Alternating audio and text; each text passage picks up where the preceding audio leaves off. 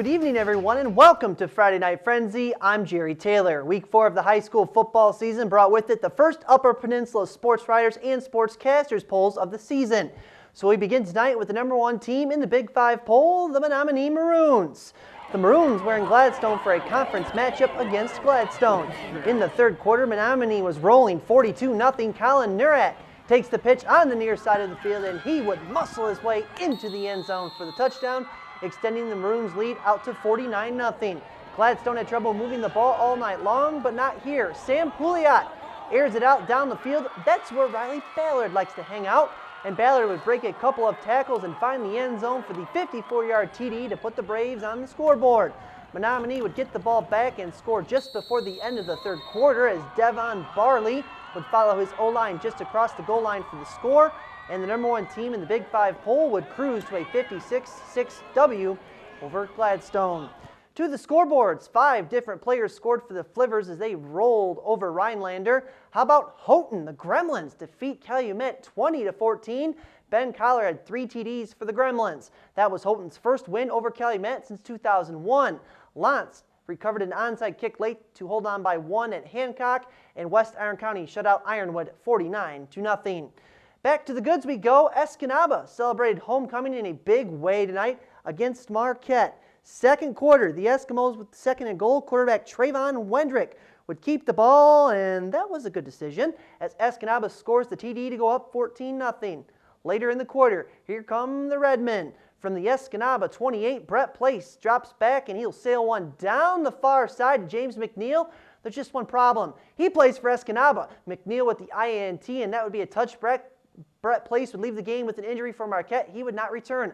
Late in the second, Escanaba backed up at its own 7. I believe it's Cody Imhoff who just gets off the screen pass. He takes a hard lick, but the ball would get in the hands of Trayvon Wendrick, and he would follow his blockers, and from there, Wendrick was gone. 93 yards to the house. Escanaba led 21-0 after that, and the Eskimos take down the Redmen for the third straight season, 35-14. In other scores this evening, North Central had no problems with Baraga as the Jets are now 4-0 on the year. Forest Park shut out Ontonagon. The Trojans forced 6 turnovers, 4 interceptions, and 2 fumbles in the victory. Let's go to Ishpeming, where it was homecoming for the defending Division 7 state champs against arch rival Westwood. In the first quarter, the Hematites driving deep in Westwood territory. Alex Briones takes the snap right up the middle, and Alex would shut off a few tackles and take it in for a 15-yard TD. Ishpeming led 6-0.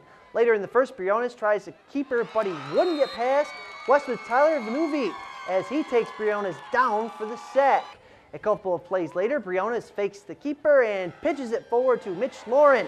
And Mitch would run for quite a while, and he would pick up the first down. Ishpeming led 6-0 after the first quarter. To the second, Ishpeming had 4th and short from just inside the 7. Briones decides to keep it again this time, and he would power his way forward for a first down. The Hematites would score a few plays later, and Ishpeming rolls to a 41-6 win over Westwood. It was a barn burner tonight in Newberry as the visiting Mustangs would slip out of town with a narrow 1-point decision, 28-27 over the Indians. North Dickinson is 4-0 after a 27-6 win over Stevenson. No score to report from Manistee and Norway this evening, but Rapid River, we can report that score. You know why? Jake Pearson, again, great game as the Rockets win big time at 49-8, or 49-6, I should say, over Brimley.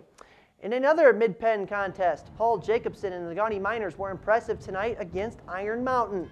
The Miners led 36-0 here in the third, and on 4th and 1, Iron Mountain could not get the first down as Luke Jacobson stops the play in his tracks for a loss. The Mountaineers would turn the ball over on downs. Late in the third, the Gaunty looking now at 4th down, 4th and 5 to be exact. Ethan Ledford takes the handoff up the middle.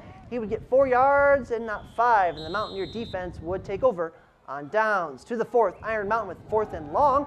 Brock Grenier off the play action fake hits his tight end on the money. Jake Tommen makes the grab and a gain of 15 on the play. First down, Iron Mountain. The Mountaineers would score their only TD here as Justin Rock picks up the fumble and dives in for the score. But this one tonight was all Negaunee as the Miners are now 4-0 after a 36-8 win over Iron Mountain.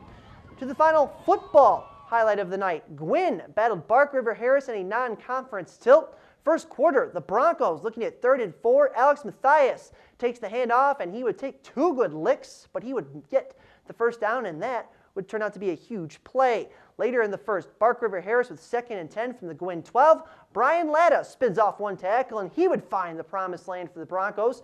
2-point conversion, no good, 6-0 Bark River. To the second, Gwinn looking for any kind of offense. Justin Nyquist had his pass tipped at the line of scrimmage, but Luke Sanavi made the catch, reversed his field, and Sanavi would pick up a first down. However, Gwinn could not score. The Broncos led 6-0 at the half, and yes, the Broncos would bust the game wide open in the second half. They win it 34-6 over Gwinn. The Broncos are on the board for their first win of the season. Well, we have reached halftime in this edition of Friday Night Frenzy. Highlights from the Marquette Royals home debut are on the way, but up next, we check in with the NMU volleyball team as they opened up conference play tonight against a team from below the bridge. That's straight ahead in the Frenzy. We'll be right back. And welcome back to the Frenzy. The Wildcats volleyball team loves playing home at Vandement Arena. NMU won a perfect 4-0 at the Superior Oasis Wildcat Open last weekend. Tonight, the Cats played their first GLIAC match of the season as the Saginaw Valley State Cardinals paid NMU a visit. Let's start right from the beginning, shall we? The Cardinals try for the kill. Suzanne Solon, though, comes up with the dig. Kalisha Harley sets up Sarah Hamilton for the first kill of the match. Here's more from NMU. Alex Berger with the dig to Kalisha Harley, and she goes to the left side where Lena Lopes is there for her 1,075th kill of her career. With the Wildcats leading 5-2 in the first set, NMU went right back to the left side for another kill. This time, it's Callie Heron who would take care of business at the front of the net for the Cats. After both teams traded a few points, the Wildcats would go right back to the left side once again as Miss Heron sets up. If some is good, more is better. Heron finished with 7 kills. Lopes had 15. Harley with 44 assists. Anyway, you add it up, the Wildcats sweep the Cardinals. NMU will take on Lake State tomorrow at Vandement Arena. Game time is at 1 p.m. In Houghton, Michigan Tech won its volleyball match in 5 sets over Lake State. The Huskies won the 5th and deciding set 15-11.